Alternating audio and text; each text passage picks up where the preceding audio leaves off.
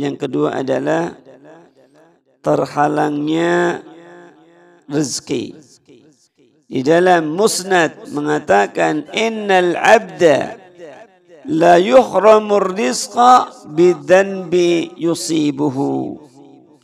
Sesungguhnya seseorang hamba akan terhalang daripada rizki bidzanbi yusibuh. Kenapa? Karena dosa yang ia lakukan. Wa kama anna taqwallah mujlabatun lirrizki. Sebagaimana ketakwaan itu akan mendatangkan rezeki. Akan tapi rezeki jangan diukur. Bukan hanya diukur dari apa? Daripada harta, daripada dunia. Tapi termasuk juga kesehatan. Diberikan kelapangan, diberikan kesempatan di dalam meniti jalan-jalan hidayah, meniti jalan-jalan ilmu. Ini juga rezeki, rezeki yang sangat besar.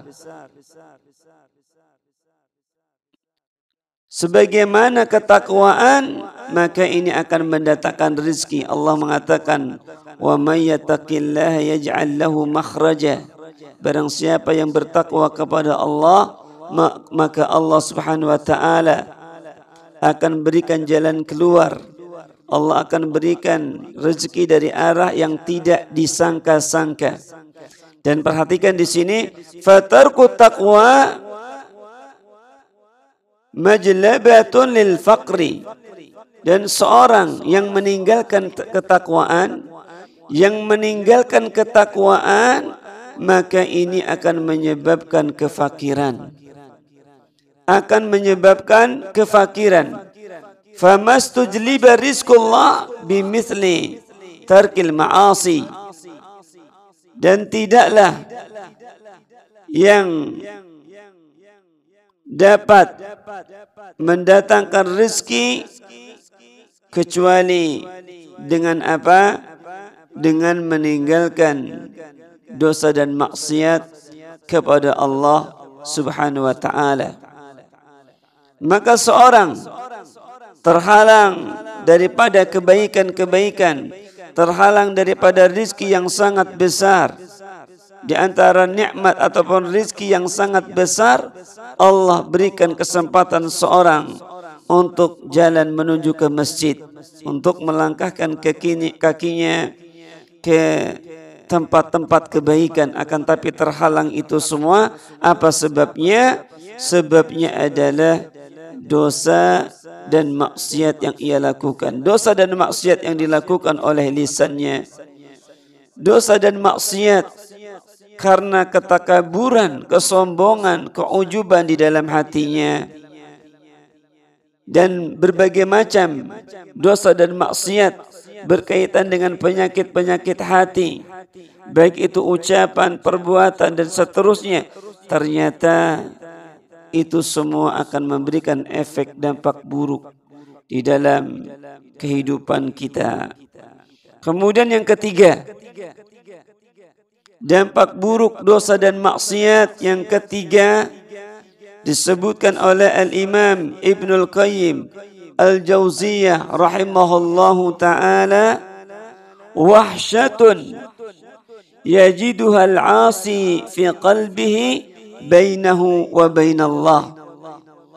Bahwasanya dosa dan maksiat ini akan memberikan kehampaan, hampa di dalam hati kita antara dirinya dengan Allah Subhanahu wa taala. Tidak ada ikatan, tidak terbesit di dalam hatinya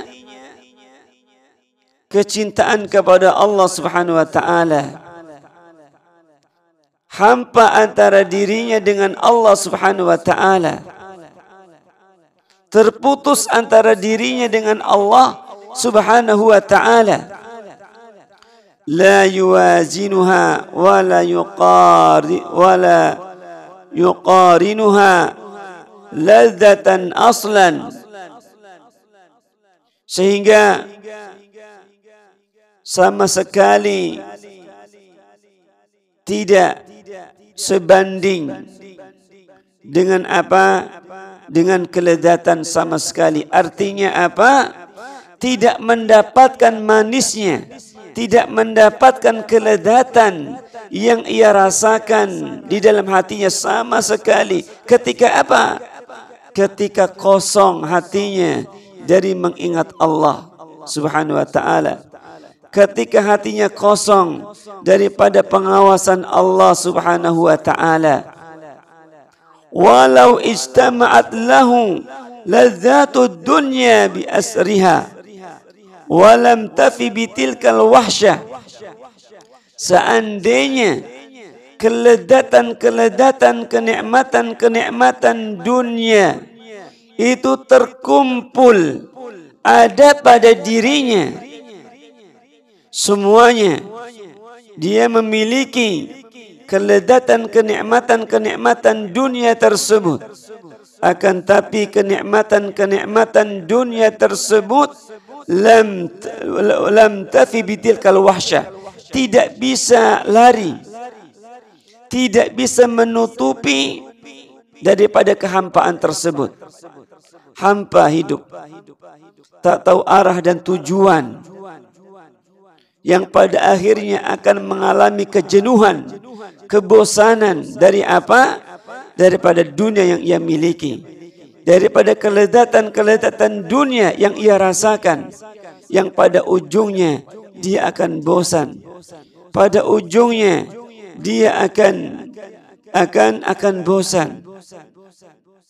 Wa hadzal amru wa hadza amrun la yuhasu bihi illa man fi qalbihi hayatun. Akan tetapi kehampaan, kegersangan, kegelisahan di dalam hatinya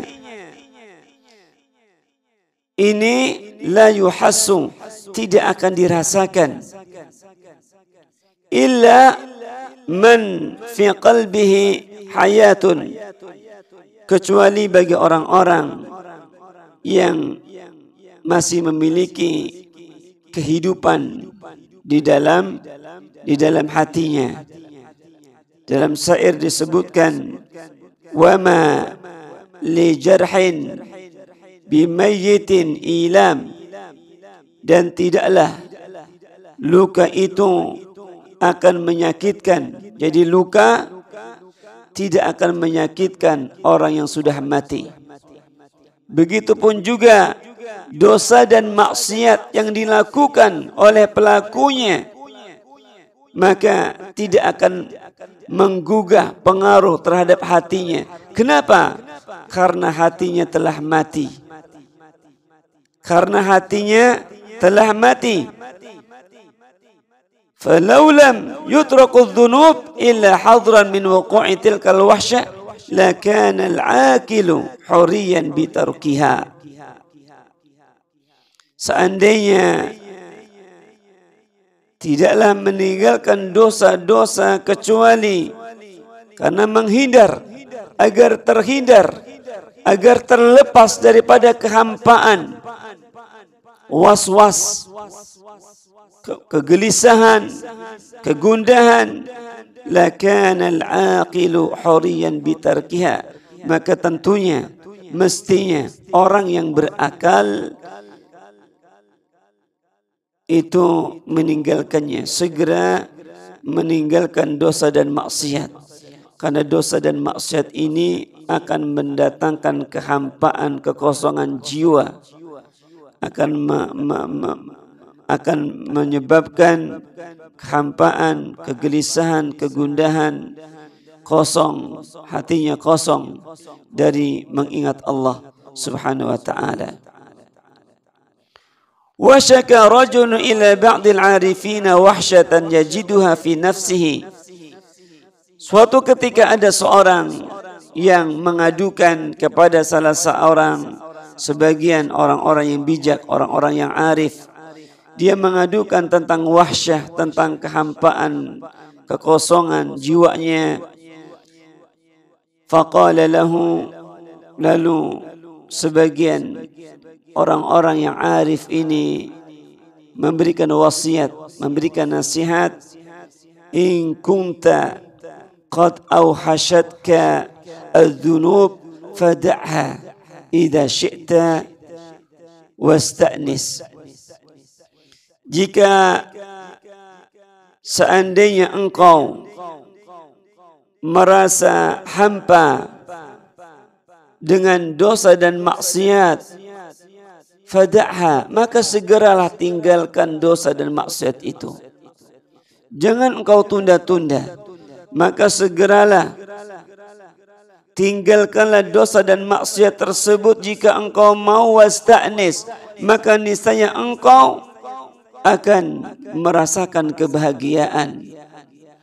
Akan merasakan kebahagiaan tatkala engkau meninggalkan dosa dan maksiat kepada Allah Subhanahu wa taala.